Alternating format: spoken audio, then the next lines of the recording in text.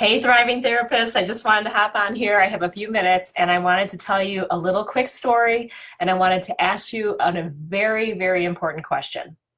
As you're working to build your thriving practice, do you believe in the power of manifestation?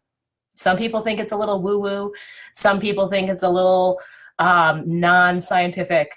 But I want to share a little story with you about how I learned the importance of manifestation skills. And it's a pretty funny story, so I want to share it with you today. But before I dive into that, I wanted to ask you, what will it feel like when you have developed the thriving practice of your dreams? What will it feel like to you? What will it do for you? What will it do for your family? What will it do for your career and your clients? I just want you to think about that and really kind of embrace the idea of what will the feeling be like? Because in order to manifest something fully, we not only have to believe in the dream of it, but we have to be able to feel what it's going to feel like when we get to that place. Okay, so who's with me on this? Who has done manifestation before? I really want to know if you're a believer or if you're a skeptic, because I was quite a skeptic for a long time until I did my second Costa Rica retreat. And for that Costa Rica retreat, we did 1 week that was all women. So it was me and my colleague. We hosted this retreat in Costa Rica for 1 week together. Then we sent those ladies home and we had one night to transition. And I know, it's crazy. We did a second Costa Rica retreat that was co-ed. And we brought our significant others and my husband and her fiance at the time came down to meet us so that they could be part of this retreat experience. And my husband taught a little bit of the cooking and the adventure part of the retreat. And then her fiance did a little bit of mindfulness and meditation lessons for the group, and we did the rest. But we had this great idea that we were going to have this one night to transition, and we were going to have them join us, and we were going to have the whole resort to ourselves and kind of be able to flip the entire thing and start it over the next day. Well, sometimes the best laid plans do not work out so well because it's kind of a journey to get to this place in Costa Rica from Michigan. And my husband Freeman and her fiance Frederick took a plane from Michigan to Houston. The first plane was delayed. The Houston plane had a problem. They had to wait for the malfunction to be repaired. And then they got on the Houston plane. They got to San Jose, Costa Rica, which is the big city where the international flights were flying into. And we heard from them that they had made it through all that, even with tons of delays. And we were so worried that we were going to start this retreat the next day without them, or they would be delayed. And we were, wanting them to be there that night. And so we heard from them that they made it to San Jose. And then from San Jose, they're supposed to take a little tiny puddle jumper airplane. And that is very weather dependent.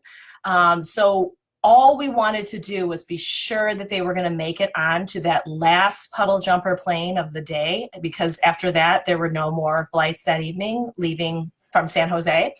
And we were so worried about this tight timeline, and we were thinking, how are they going to get here? It was really far away for them to have to try to get there any other way than to take this little puddle jumper. So we sat down together on the yoga deck by ourselves in this beautiful retreat location overlooking the ocean. And Lori and I pulled in all of our meditation powers, and we were trying to do all this manifestation. And we were praying and trying to meditate, and we were just calling in all of our, higher power and all this stuff. And we were like, oh my God, let them make the plane, let them make the plane. And that was our mantra, our message. So they made it, but they got on that little puddle jumper and they flew from San Jose to the small town by the Montezuma where we were staying, but they couldn't land. And so the plane turned around and had to go all the way back through a storm. It was too stormy to land, but they said, so our best bet is to fly back to San Jose, because that was a safer option apparently than landing in the storm. So they flew back through the storm and they went back to San Jose. And from there they had to get on a 3-hour ferry. So then they were 3 more hours delayed. They're taking a ferry boat. It was moving super slowly. And we were so upset when we heard about this, So we started talking to the retreat leader, the guy that owned the house. We were leading the retreat, but he was the owner of the property. And he was like this really cool kind of hippie guru guy. He was like really earthy, very spiritual, and he runs this beautiful retreat place, and he really believes in the power of manifestation. And he asked us what we did that night. And we said, well, we sat down and we meditated and we prayed and we were like, you know, calling in our highest power and our spirit guides and everything else. And we said, we were just hoping they were going to make it on that plane. And I'll never forget when the guy said to us, that was your number one mistake when you were trying to manifest the outcome that you wanted the most. And we were blown away by that realization, because he said, your manifestation came true. They made it on that little puddle jumper plane. But what you didn't manifest was getting them all the way here and thinking about how it would feel when they got here on time and they arrived safely and all of those things. So it was just this really mind-blowing opportunity for us to think very carefully about the power of manifestation. And the power of manifestation really synthesizes, in my opinion, when you have an opportunity to feel what it's going to feel like when the entire thing is complete, right? So how does this apply to you guys in terms of building a thriving practice? Maybe you're just starting to think about making a practice. Maybe you already have a practice, but you are trying to scale it or grow it. So either way, it doesn't matter if you're just starting out or you're trying to, you know, increase your sources of income or you expand your reach or reach more clients or do retreats or speaking gigs or anything else.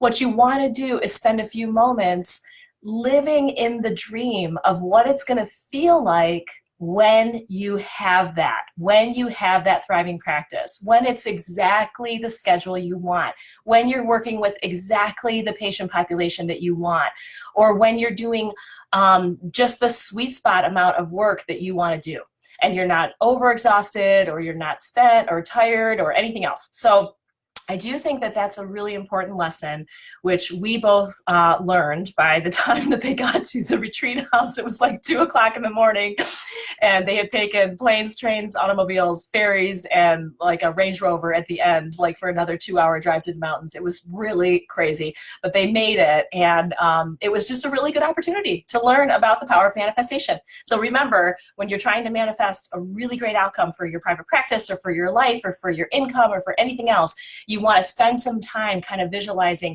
what it's going to feel like to you when you've achieved that goal.